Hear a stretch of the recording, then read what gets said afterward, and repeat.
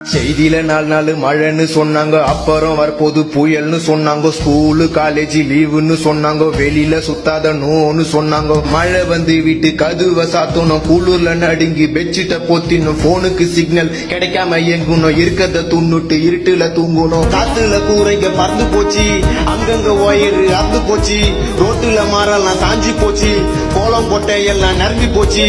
மழையில சுத்துனா ஜொத்துல தள்ளும், ஏரிங்க அறந்து ரோடெல்லாம் வெள்ளம். காரணம் புயலுங்கோ, தாறுமாறா தத்தளிக்கோ சென்னைங்கோ. பெருமையா சொன்னீங்கோ, வீட்டுக்குள்ள தண்ணிங்கோ.